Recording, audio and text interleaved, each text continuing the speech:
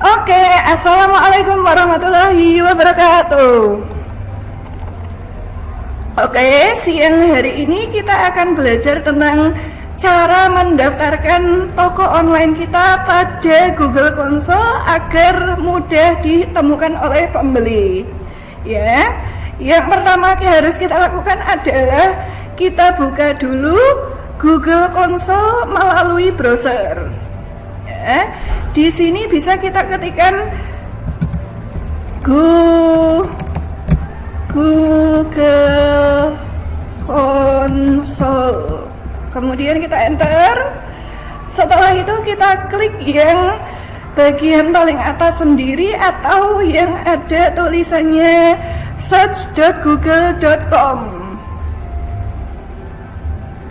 Setelah itu kita klik start now atau mulai. Nah, tampilannya kurang lebihnya adalah seperti ini. Nah, yang harus kita lakukan adalah bahwa kita harus menyesuaikan akun yang ada di pojok kanan atas ini dengan akun email kita sendiri. Ini kita ganti dengan email kita sendiri. Setelah itu tampilannya akan berubah menjadi seperti ini dengan yang di pojok kanan atas sudah berubah menjadi email kita sendiri. Nah, setelah itu kita akan ngapain? Setelah itu kita akan buka Blogger dengan cara seperti biasa, buka blogger.com.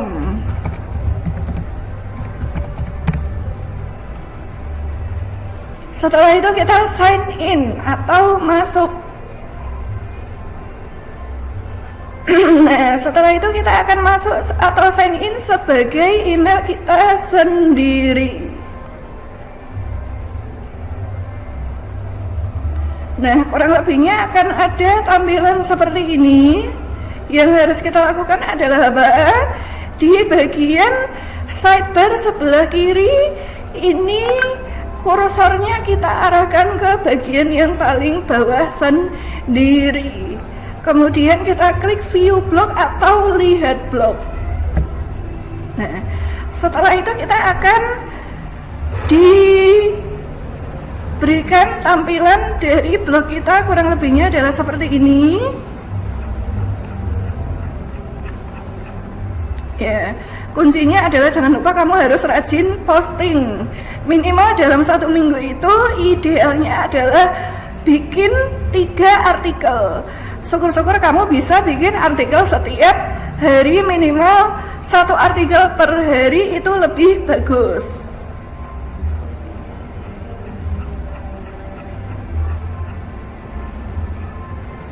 Nah, ini sekalian Bu Guru berikan penjelasan perbedaan antara artikel dengan landing page ya. Jadi kalau artikel itu lebih kepada penjelasan atau deskripsi tentang suatu produk yang kita jual, sehingga lebih banyak tulisannya daripada gambarnya. Kurang lebihnya adalah seperti ini. Jadi ada gambar, ada tulisan, tetapi tulisannya lebih panjang atau lebih banyak daripada gambarnya. Itu yang kita sebut sebagai artikel jualan. Sedangkan kalau landing page itu seperti apa bedanya dengan artikel jualan? Nah, kalau landing page itu adalah kurang lebihnya seperti contoh berikut ini. Jadi isinya adalah bahasa promosi semua. Jadi gambar atau bahasa promosinya lebih banyak daripada artikel atau tulisan jualannya. Jadi intinya adalah lebih menekankan kepada bahasa promosi yang mendorong atau memotivasi konsumen untuk membeli. Contohnya adalah seperti ini ya.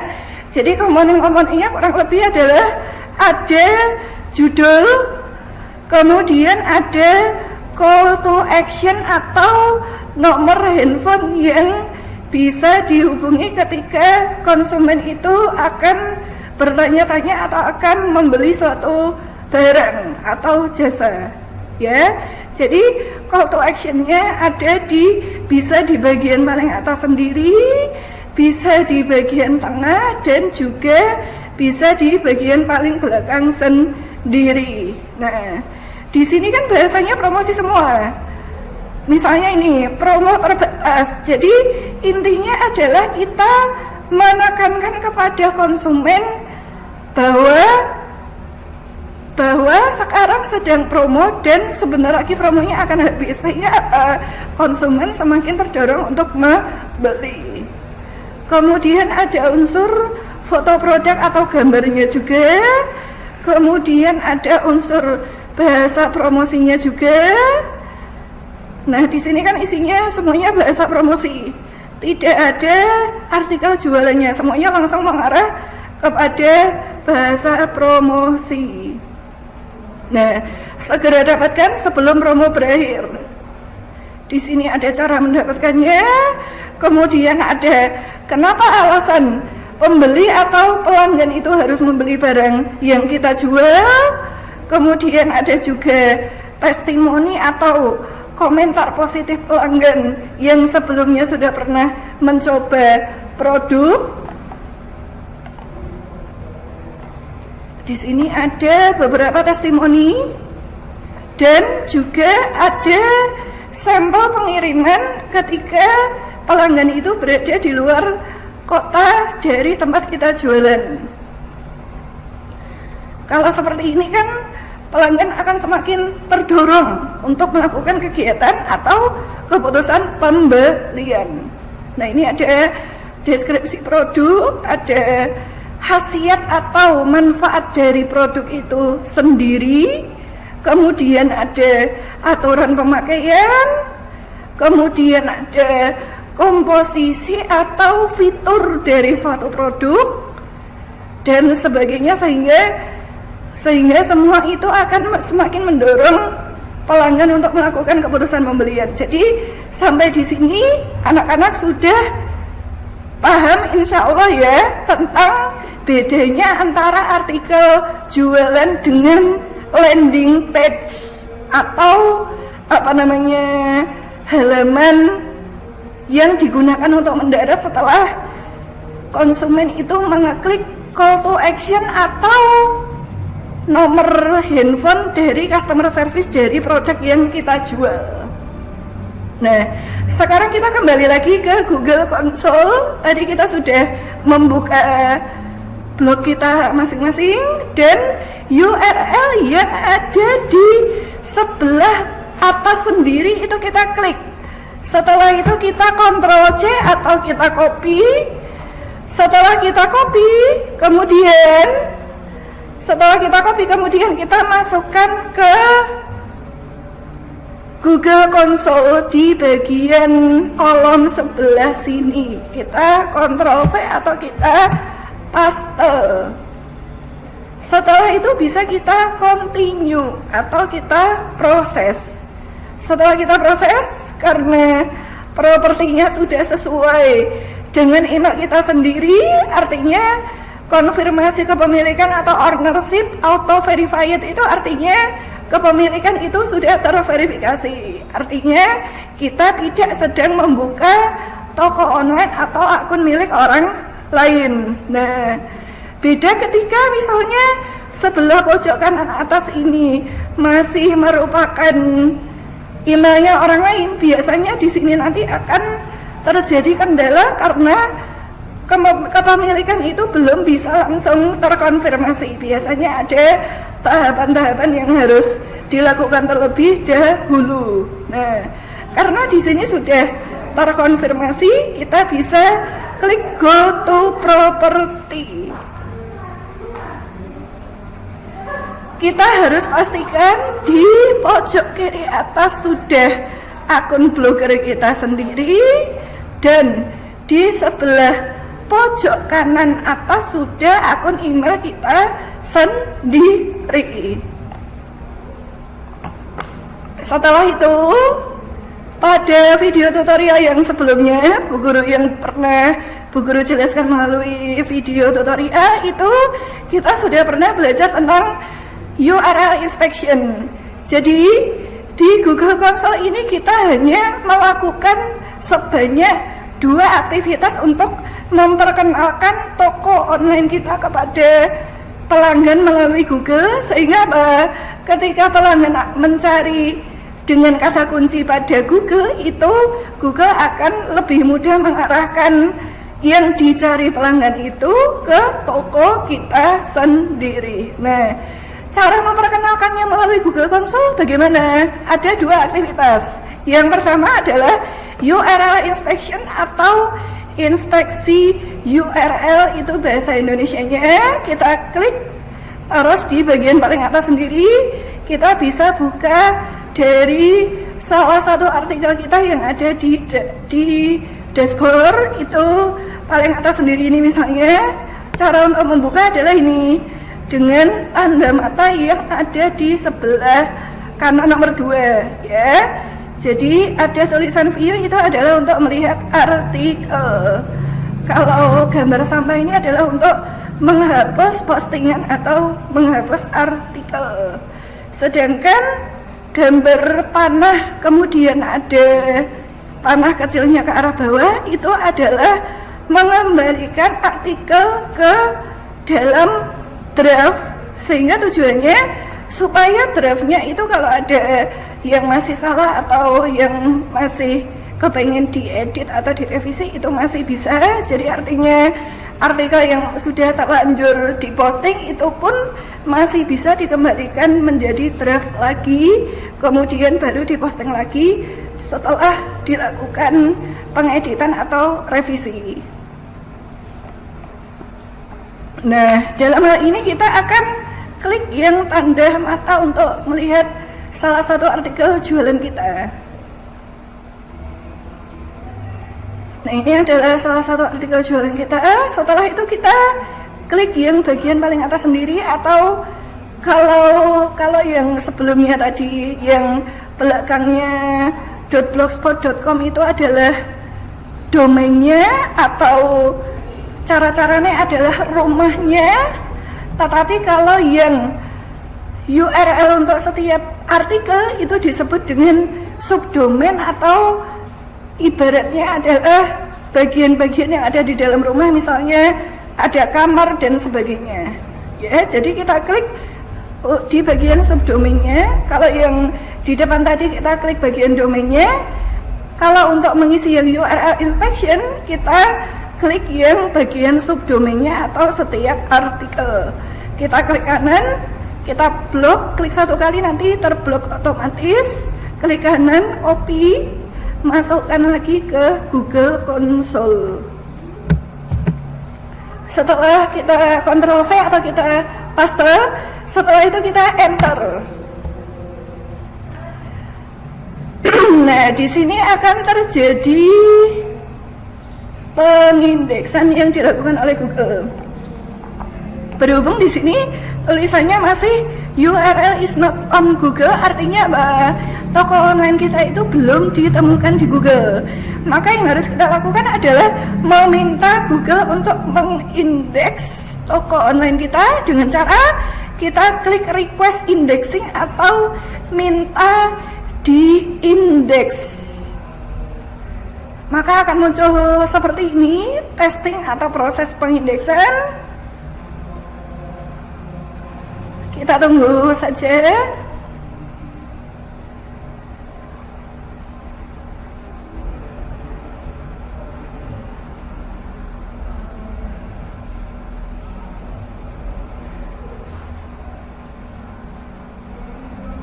Setelah itu kita akan diminta untuk ngeklik sesuai dengan tulisan yang ada di atas.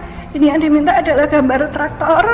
Biasanya halaman semacam ini tuh muncul supaya Google itu memastikan bahwa yang sedang ngeklik itu bukan robot. Jadi artinya kita dites bahwa kita ini manusia, jadi bukan robot. Nah, traktor yang mana saja kita klik saja. 1, 2, mana lagi ada traktor? 3, sudah ya, cukup. Setelah itu kita verify. Setelah kita verify biasanya akan muncul tulisan indexing requested, artinya adalah bahwa pengindeksan telah diminta. Jadi memang biasanya tidak langsung kita minta indeks kemudian langsung dikabulkan oleh Google, karena yang mendaftar toko online itu ada banyak sekali, jadi kita harus antri, sehingga selama kita menunggu itu kita bisa klik dulu got it. Nah, ini artinya request sudah diminta. Nah, aktivitas yang pertama sudah selesai. Sekarang kita aktivitas yang kedua adalah sitemap atau peta situs. Di peta situs itu ada sebanyak 4 script yang harus kita masukkan ke dalam peta situs. Skripnya ada di mana? Dulu pernah Bu Guru masukkan di grup kelas kamu, yaitu adalah di grup kelas 12 BDP Mapel Bisnis Online. Di situ nah ini itu adalah kurang lebihnya sekitar 1 bulanan yang lalu sudah Bu Puji posting di grup, ada 4 script yang harus kamu masukkan ke dalam peta situs. Ada di sini seperti biasa, bisa di-download dulu. Setelah di-download di sini akan muncul, kemudian bisa kita show all. Setelah show all, biasanya downloadan terbaru itu akan muncul di bagian paling atas sendiri, sehingga bisa kita show in folder. Nah, di sini akan muncul file yang sedang kita cari. Kita bisa klik kanan, kita copy, kita bisa masukkan ke, terserah mau dimasukkan di folder yang mana. Bisa kita klik kanan, kita paste. Nah, setelah itu kita buka notepad-nya. Di situ akan ada sebanyak 4 script yang bisa kita masukkan ke dalam peta situs.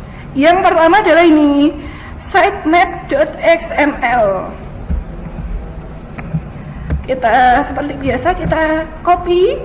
Setelah itu kita masukkan ke Google Console di bagian sitemap atau peta situs. Kita klik di area add a new sitemap. Kita klik di sini, kemudian kita Ctrl V atau kita paste. Setelah itu kita klik submit. Hasilnya akan bagaimana? Hasilnya nanti akan muncul seperti ini, sitemap.xml, kemudian ada tulisan berwarna hijau, tulisannya adalah sukses. Setelah script yang pertama sudah sukses, sekarang kita ke script yang kedua, yaitu adalah fit post default order by update. Kita Ctrl C, kemudian kita masukkan ke Google Console di kolom yang sama dengan yang sebelumnya tadi. Kita Ctrl V, kemudian kita submit. Hasilnya akan bagaimana? Di bagian sini akan muncul fit post default order update. Sudah akan ada tulisan berwarna hijau, yaitu sukses. Setelah itu script yang ketiga kita copy juga dan kita masukkan di Google Console. Setelah itu kita submit. Hasilnya juga akan muncul tulisan sukses berwarna hijau, artinya sudah berhasil. Dan script yang keempat, yaitu adalah ini, bisa kita copy. Sebelumnya akan kita jelaskan terlebih dahulu. Tulisan 1000 di sini artinya kita bisa memasukkan sebanyak 1000 artikel ke dalam blogger atau ke dalam website kita. Kalau misalnya kamu merencanakan, saya akan memasukkan artikel ke dalam toko online saya sebanyak 5.000 atau 10.000 atau 20.000, berarti tulisan di sini bisa kamu sesuaikan dengan target artikel yang nantinya ingin kamu capai sendiri. Nah, tujuannya kita masukkan script kedua, ketiga, dan keempat ini supaya apa? Supaya ketika kita membuat artikel baru lagi, yang kedua, yang ketiga, sampai akhirnya yang ke 1.000 atau 10.000 atau 20.000 itu tadi, supaya kita tidak perlu wira-wiri atau bola-bali pergi ke Google Console untuk mendaftarkan setiap artikel yang selesai kita buat. Sehingga dengan bantuan dari 3 script ini, kita artikel baru itu secara otomatis akan terindeks oleh Google tanpa harus kita warawiri atau bola-bali memperkenalkan kembali ke Google Console. Ini kita copy, setelah itu kita masukkan ke Google Console lagi, masukkan ke sini, kita paste, setelah itu kita submit. Hasilnya akan bagaimana? Nah ini atom.xml dan seterusnya sampai angka 1000, yang tadi artinya target artikelnya adalah 1000, itu di sini sudah akan ada tulisan sukses atau tulisan sukses berwarna hijau. Artinya proses memperkenalkan toko online kita pada Google itu sudah selesai dengan 2 proses tadi. Yang pertama adalah URL inspection dan yang kedua adalah peta situs atau sitemap. Ya, sampai di sini mudah-mudahan bisa dipahami dan semoga kamu bisa mempraktekkan dengan baik. Harapannya adalah kamu benar-benar bisa berjualan secara online, secara mahir. Teruslah belajar, jangan mudah puas atau jangan mudah putus asa. Belajar itu bisa dari siapa saja, dari mana saja, dan juga kapan saja. Jadi harapannya adalah kamu jangan pernah berhenti belajar. Jadilah lifelong learner. Lifelong learner itu pembelajar sepanjang hayat atau orang yang selalu punya semangat untuk belajar, karena dunia bisnis online itu adalah sesuatu yang selalu baru, ya. Jadi tidak ada yang saklek. Hari ini kita bisa pakai metode ini, belum tentu besok metode yang sama bisa kita pakai. Artinya apa? Artinya ilmunya pasti akan selalu berkembang, ya. Jadi kamu harus selalu mengikuti perkembangan zaman dan perkembangan teknologi. Sekarang kita sudah berada pada revolusi industri 4.0. Sudah tidak zamannya bermalu-malu, sudah tidak zamannya bermalas-malasan, ya, karena akan ketinggalan. Maka dari itu apa? Jangan pernah malu untuk belajar, jangan pernah malu untuk bertanya. Yang penting jangan malu-maluin, dan juga jangan pernah berhenti untuk mengasah kemampuan kalian, ya. Oke, sementara video ini sampai di sini dulu. Terima kasih atas perhatiannya dan mohon maaf kalau ada salah kurang.